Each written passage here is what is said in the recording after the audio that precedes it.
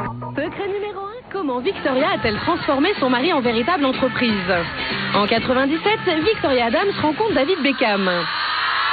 Elle est une star confirmée grâce au succès des Spice Girls. Lui est un jeune footballeur prometteur, mais au succès encore confidentiel. Eh bien, tendez l'oreille, on a une révélation à vous faire. Pariant sur le potentiel médiatique de son mari, Victoria décide d'en faire sa petite entreprise. Elle commence par lui suggérer de miser sur son physique et plus particulièrement sur sa chevelure. Quand on pense à Beckham, on pense à quoi? On pense à tous les 6 mois, il change de coupe de cheveux. C'est une idéale. Si tu changes de coupe de cheveux tous les 6 mois, tu vas refaire la une des journaux tous les 6 mois avec ta nouvelle coupe de cheveux. Ça va intéresser tout le monde. On va parler de nous. Ça peut sembler idiot et pourtant ça va cartonner. En un rien de temps, le footballeur branché va devenir la coqueluche des médias grâce à ses excentricités capillaires. Dès lors, les revenus publicitaires du couple ne cessent de s'enflammer. David et Victoria signent des contrats juteux avec de grandes marques américaines et japonaises. C'est Victoria qui a eu cette idée-là, de créer ce couple ultra médiatique et ultra rémunérateur. En tout cas, cette médiatisation est devenue rémunératrice. Son vrai talent et son vrai succès, il aura été dans son couple et dans la gestion de son couple, plus que dans sa participation aux Spice Girls. Et au niveau marketing, Victoria a reçu une bonne formation. En 96, avec les Spice Girls, elle tournait dans ce spot pour une marque de soda américain. Du coup, en 2002, elle conseille à son mari d'en faire autant. Et c'est le jackpot. En quelques mois, il va devenir une star aux États-Unis. Victoria a eu beaucoup de flair car en unissant les univers du sport et du showbiz, le couple Beckham a amassé une fortune estimée à 1 demi-milliard d'euros. L'entreprise familiale n'est pas prête de déposer le bilan. Secret numéro 2, comment les Beckham ont-ils réussi un coup d'État en Angleterre? En août 97, le Royaume-Uni vit le deuil de sa princesse de cœur, Lady Diana. Et lorsque le prince Charles officialise sa liaison avec Camilla Parker Bowles, c'est la Bérésina. Culturellement, en Angleterre, il y a une culture de la monarchie, de la royauté, et il y a une culture du prince avec sa fiancée, la future reine, le futur roi, etc. Malheureusement, la monarchie britannique s'est considérablement effritée depuis une dizaine d'années. Lady Di n'existe plus, elle est morte.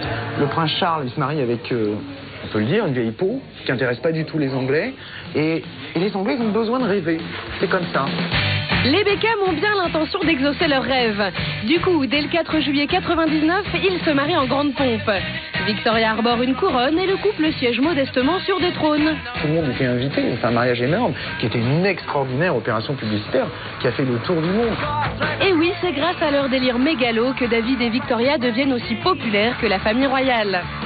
Désormais, les tabloïds vont surnommer Victoria Queen Vic, la reine Victoria, et leur manoir devient le Buckingham Palace en référence au palais royal Buckingham.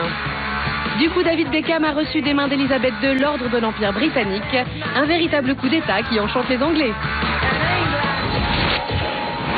Secret numéro 3, comment les Beckham ont-ils survécu à leurs déboires familiaux?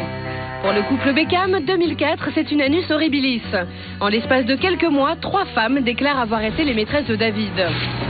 La première, c'est Rebecca Loos. L'ex-assistante du footballeur prétend avoir entretenu une relation avec lui à la fin de l'année 2003. Dans la foulée, Sarah Marbeck, une jeune espagnole, affirme avoir elle aussi été la maîtresse de David.